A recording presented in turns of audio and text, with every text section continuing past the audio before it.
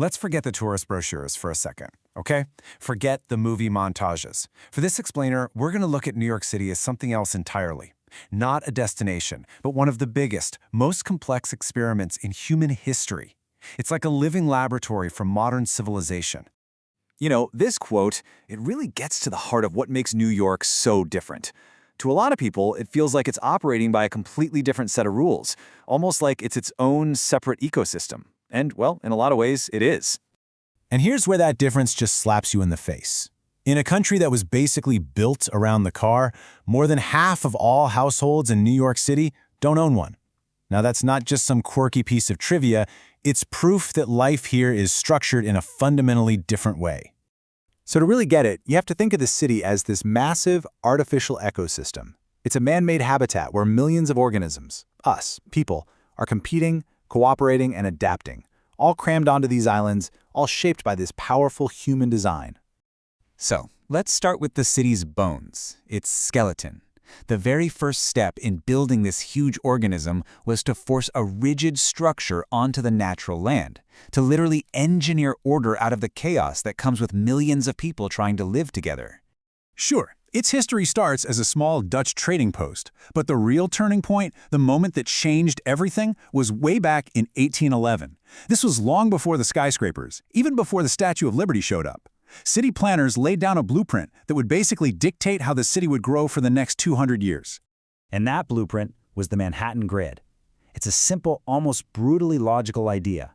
Avenues go north-south, streets go east-west. And this wasn't just for convenience, it was a radical act of control. It was a statement saying human logic was going to conquer the natural landscape. But even the most rigid, logical system needs a place to breathe. And that's exactly what Central Park is for. Here's something a lot of people don't realize. The park isn't a piece of nature that was just preserved. Not at all. It's entirely man-made, an engineered green lung designed specifically to be a psychological release valve from all that concrete. And you really can't overstate how important it is. 42 million visitors every single year. It is by far the most visited urban park in the country. It's not a luxury. It's a vital, functioning organ inside this massive city organism. Okay, so if the grid is the skeleton, every organism needs a heart, right? Something that pumps energy and resources through the whole system. For New York, that heart is, without a doubt, the relentless engine of global finance. For a long, long time, London was the center of the financial universe. But then, in the early 20th century, the pulse of global money, it shifted. It crossed the Atlantic. New York became the new heart, pumping just unbelievable amounts of money and attracting these huge waves of human ambition. And the concentration of that money is just staggering. The average salary in the city's securities industry is over $400,000. This isn't just another job sector, it's like a gravitational force, pulling in the brightest and most ambitious people from all over the world, and it shapes the entire city. And Wall Street is the physical center of this power. I mean, it's way more than just a street. It's a symbol. It's home to the world's biggest stock exchanges, the headquarters for financial giants, and the command center for over 163,000 high-stakes jobs that are literally fueling the city's economic heartbeat. So if finance is the heart, then what's the lifeblood? What's the thing that gives the city all of its energy, its color, its diversity? Well, it's the constant, unending flow of people from every single corner of the globe. This number it's almost hard to process. Over 3 million New Yorkers were born outside the U.S. That's more people than the entire population of Chicago. This isn't just a feature of New York. This is its fundamental identity. But here's the thing about humans. We don't just dissolve into a new place. We bring our old one right along with us. This resident from Borough Park, he's talking about a powerful instinct we all have, to rebuild a sense of community, to keep our heritage alive, even when we're thousands of miles from home. And you see the exact same thing over in Flushing, Queens. It's incredible. Immigrants don't just adapt to the city, they actually reshape parts of it to look and feel just like home, so much so that it can feel like you've stepped into another country. So this is a really important point. New York isn't a melting pot. It's really more like a mosaic. You have these distinct, incredibly vibrant cultural enclaves like Harlem, Brighton Beach, Borough Park. They all exist right next to each other, each one holding on to its own identity while still being part of the whole. Okay, so living in this super dense, supercharged environment, it creates a unique kind of pressure.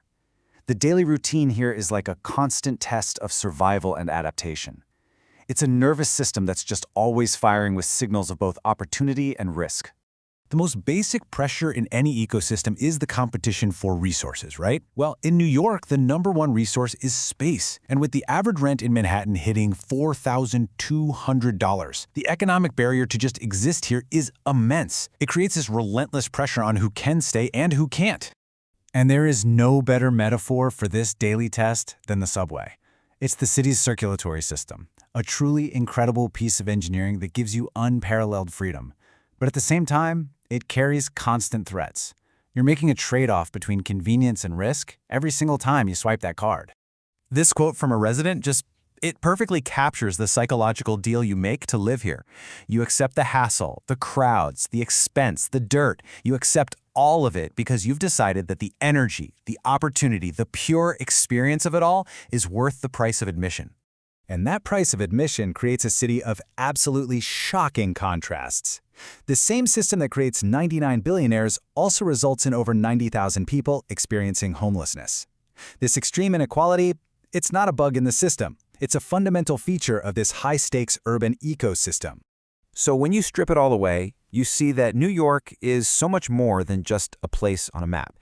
It's a continuous, real-time experiment in how we, as a species, handle extreme density, fierce competition, and the constant, unending need to adapt. And that leaves us with one final and really important question. As our world becomes more and more urban, is this incredible, chaotic, brilliant, and brutal organism a blueprint for our future? Or is it a cautionary tale,